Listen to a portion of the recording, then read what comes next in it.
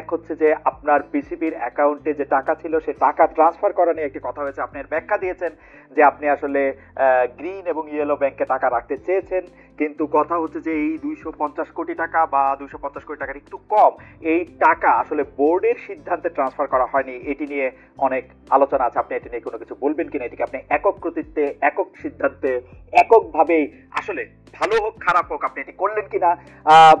আপনি আমাকে অনুমতি দিলে একটু এটা এরকম বলতে পারি, ওই ব্যাংকগুলি যে ব্যাংকগুলিতে আপনি টাকা রাখলেন তাদের তাদের থেকে আপনি বিশেষ কোনো সুবিধাও পেলেন কিনা? যদি ওই প্রশ্নটি করতে আমার একটু অস্বস্তি হচ্ছে, তারপরেও ফারুক ভাই আপনি বলি আমি এটা করলাম, আপনি নিশ্চয়ই এই ব্যাপারটা আমাদেরকে একটু বললেন যে টাকা ট্রান্সফার আপনি একক সিদ্ধান্তে করলেন কিনা।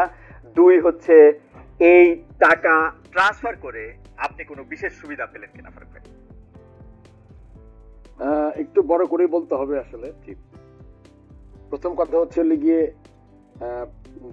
একটা বোর্ডে যখন আমরা কাজ করি সবাই মিলে কিন্তু সিদ্ধান্ত নেই। আমরা যখন এই জুলাই আগস্ট আপরাইজিং এর পরে যখন নতুন দেশ পেলাম তখন কিন্তু আপনি জানেন যে 5 তারিখে 8 তারিখে গভর্নমেন্ট ফর্মের পরে আমি 21 তারিখে দায়িত্ব গ্রহণ করি। আপনারা জানেন যে আমাদের তখন দেশের অনেকগুলো ব্যাংক রেড জোন, আমরা জানি যে ব্যাংক খালি হয়ে গেছে বিগত গভর্নমেন্টের কাছ থেকে, প্রায় অনেক ব্যাংকে টাকা নেই। ওই দুশ্চিন্তা থেকে আমরা প্রথম থেকেই, জিনিসটা আমার মাথায় এসছে প্রথম, কিন্তু এর মাঝখানে আমাদের আরো ডিরেক্টররা সতর্ক করেছে যে আসলে বাংলাদেশ ব্যাংকের রেটিং এসছে, এখানে টাকা নেই, এখান থেকে সরাতে হবে, দিতে হবে। সেখানে কিন্তু ওই কথাটা আর টিকে না যে আপনি একক সিদ্ধান্ত হয়েছে। এখানে দুটো জিনিস খুব ইম্পর্টেন্ট, আপনাদের সবাইকে বুঝতে হবে। প্রথম, আমি চিন্তা করেছি অ্যাজ এ বোর্ড প্রেসিডেন্ট, কেননা সবার দায়ভার আছে আমাদের, কিন্তু প্রথম দায়ভার কিন্তু আপনার কর্তা ব্যক্তি যিনি হেড অফ দ্য অর্গানাইজেশন। সেক্ষেত্রে আমার মাথায় চিন্তাটা এসছে এবং আমার বোর্ডের বিভিন্ন মানুষ থেকে পরামর্শ পেয়েছি আমি। এটা কোনো বোর্ড মিটিং এ না, এটা হলো গিয়ে বিভিন্ন ভাবে যে আমরা যখন ঢুকেছি কি কি করতে পারি। প্রথম মাথায় যেটা এসছে সেটা হচ্ছে আমাদের অন্য বোর্ড ডিরেক্টরদের মতোই আমারও, যে আমাদের প্রথম টাকাটাকে সিকিউর করতে হবে। আমরা জানি বেশ কিছু ব্যাংকে তখন তারল্য সংকটে ভুগছে এবং নাই বললে চলবে। তখন আমরা ডিসাইড করলাম যে টাকাটা আমরা প্রথম আপনার ইন্টারেস্ট রেট না, প্রথম টাকাটা হলো গিয়ে একটা রেড জোন থেকে ইয়েলো বা গ্রিন জোনে যাই, প্রথম চিন্তা। তারপরে চিন্তা আসলো আমার মাথায় যখন দেখলাম ওখানে ইন্টারেস্ট রেটও বেশ কম, 8 থেকে 9, 7.5 আছে, সরকারি ব্যাংকও আছে ওখানে। সো ওই ভয় থেকে আমরা চিন্তা করলাম যে আমাদের ব্যাংকে টাকাগুলো আগে নিয়ে যাই। তারপর আমরা রেটের ব্যাপারে আসলাম যে ইন্টারেস্ট রেট যদি বেশি পাওয়া যায় তাহলে আমাদের বোর্ডের আপনার ইনকাম বাড়বে। থার্ড যেটা চিন্তা করেছি, যেটা আমার আগের যারা বোর্ডে ছিলেন, যদিও আগের বোর্ডের মানে এখন আমি আগের বোর্ড নিয়ে কাজ করছি, 9 জন 8 জন আগের বোর্ডের আর 15 জন দেশ থেকে চলে গেছেন, তারা যখন যে কাজটা করেছেন তাদের থেকে আমি তখন মনে করেছিলাম যে যদি ইন্টারেস্ট রেটটা বেটার হয়, তারা ব্যাংকে আমরা টাকা রাখবো শুধু ইন্টারেস্ট রেট দেখে না, তাদের থেকে আমাদের ব্যাংকে স্পন্সরশিপ, কারণ আপনি জানেন ইনফ্রাস্ট্রাকচার ডেভেলপমেন্টে you need sponsors which is a very integral part of the board। তখন চিন্তা করলাম তার সাথে স্পন্সরশিপ যোগ করলাম যে আমি যাকে টাকা দিব ইন্টারেস্ট রেট বাড়বে, বেস্ট ইন্টারেস্ট রেটে দিব, তারপর আবার আপনার স্পন্সর নিব।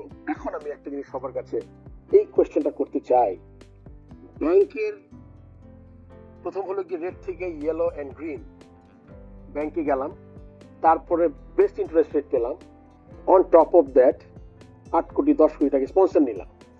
এরপরে আর কোনো মার্জিন থাকে কিনা আমার কোনো জানা নাই আসলে। হ্যাঁ, আপনার কোশ্চেন স্ট্রেট করি, একটা মানুষকে মিলাবে যে একটা মানুষ তার career as a cricketer, as a selector, একটা মানুষ কিন্তু হঠাৎ করে আপনি বুঝতে পারবেন না এটা মানুষ কেমন। তো সেদিকে বিবেচনা করলে আপনার ওখানে কোনো আর্থিক লেনদেনের প্রশ্ন ওঠে না, ওখানে কোনো মার্জিনও ছিল না, বরং আগে যেভাবে ছিল সেখানে আপনার ওখানে মার্জিনটা বেশি ছিল। যখন 8.5 থেকে আপনি 11.5 12 যাবেন ইন্টারেস্ট রেট, তার সাথে স্পন্সরশিপ যোগ হলে, এবং অন টপ অফ দ্যাট আমি এটাও চেয়েছি যে তারা আমাদের ইনফ্রাস্ট্রাকচার ডেভেলপমেন্টও আসবে, প্রায় প্রতিশ্রুতি পেয়েছি আমি প্রায় 25-30 কোটি টাকা।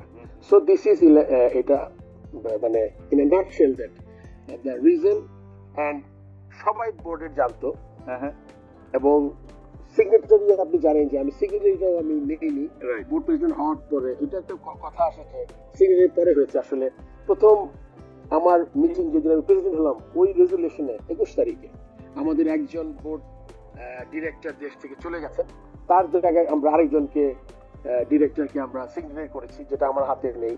তারাই এখনো সব চেক সই করছেন, সবকিছুতে সই করছেন।